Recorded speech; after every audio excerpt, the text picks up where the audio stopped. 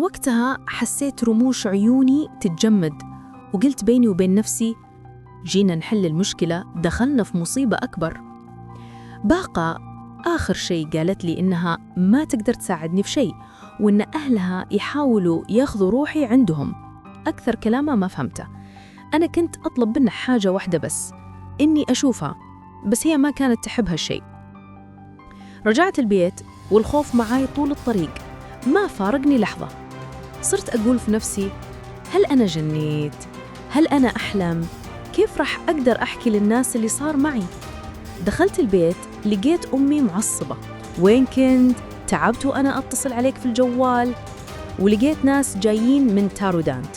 أول شيء سلمت عليهم، قام واحد فيهم يطالع في وجهي وقال هو هذا؟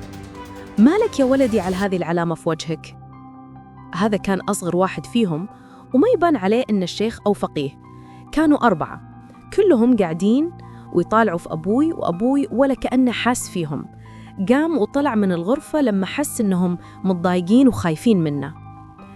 جلست ونادينا أمي وبدأنا نشرح لهم الأعراض واللي صار معي. طبعاً ما حكيت لهم شيء عن اللي صار الصبح ولا عن الأشياء اللي كنت مخبيها على أمي من قبل. في الأخير أمي قالت لي روح جيب الكتاب خليهم يشوفوه. أول ما سمعوا كلمة كتاب كلهم تكلموا مرة واحدة. أي كتاب؟ قلت لهم شمس المعارف. هنا وجيههم تغيرت. واحد منهم وقف مفزوع وبدأ يصارخ أنت مجنون ولا مريض؟ صار يسألني قريته في البيت؟ كبر الكلام وارتفع الصوت، وأمي تخوفت وصارت ترجي فيهم يساعدونا ويوقفوا معنا. كلهم كانوا خايفين وما قدروا يقربوا من الكتاب إلا الصغير بينهم. مسك الكتاب وبدأ يقلب فيه، وأنا حسيت إنه مو خايف أبداً، بالعكس شكله مبسوط. واللي معاي يصرخوا عليه حط الكتاب من يدك، وهو مثل الطفل صغير عطيته لعبة جديدة. قعدنا بعدين نتكلم مع واحد اسمه سيموحة من تارودانت، ساكن في قرية في النواحي ومشهور هناك، والناس ترجع لها الفضل بعد الله. الاثنين الباقيين ساكتين بس يتفرجون علي، وأنا شكلي أساساً مو مريح. كنت أتلذذ وأنا أخوفهم أغير نظرات عيني فجأة أو أنزل ريقي بصوت غريب وأشوفهم يتوترون. موحى بدأ يشرح، قال إني بعد ما قريت الكتاب صرت مشرك، وإن ما في أي شيخ في الدنيا يقدر يحط يده علي أو يأثر فيني، بالعكس أنا أقدر أضرهم بأشياء طلعتها من الكتاب. وقال إني بهالحالة صرت خطر على نفسي وعلى عائلتي وعلى أي شخص يحاول يعالجني بالعلاج الديني. هالكلام ما خوفني كثير لأني تقريباً كنت حاسب بعضه، وبعد اللي صار في الصبح صار عندي نوع من التبلد، كأني الموضوع عادي نسبياً. موحى تكلم عن أشياء غريبة، منها قصة الجنية اللي تزوجتني، وإنها مستحيل تتركني لأني من سلالة سليمانية ينسبها لسيدنا سليمان، وهذا عندهم شيء كبير وما راح تضيع زوج مثل حالتي.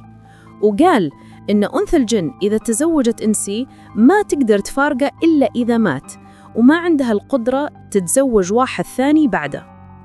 الكلام هذا عن أنثى الجن ما كنت أسمعه منه زين، لأني كنت مركز على واحد ثاني فيهم كان يقلب في الكتاب. من الأول ما ارتحت له، وجهه مايل للزرقة وطريقة كلامه قاسية. هذا ظن فيني إني توني نازل من الباص وضايع عن الدنيا. ناداني وقال لازم ياخذ الكتاب معه، وإنه عن طريقة يقدر يبعد عني اللي صاير هذا. بس أنا عرفته كذاب من النوع اللي ما ينفع إلا باللف والدوران. قلت له شفت في المنام عنزة قالت لي إذا طلع الكتاب من البيت تطلع الروح اللي باقي فيك. هو خاف وقال أعوذ بالله. طلع الجوال وبدأ يصور صفحات من الكتاب وهو يراقب أصحابه عشان ينتبهون هو شو يسوي. الشيخ الثاني ناداني وبدأ يسألني عن الأحلام. صرت أحكي له وهو يسمع لي بكل اهتمام. فجأة أنا وقفت وقلت له الأحلام مجرد صور لأشياء مسيطرة على تفكيرنا في الحياة العادية.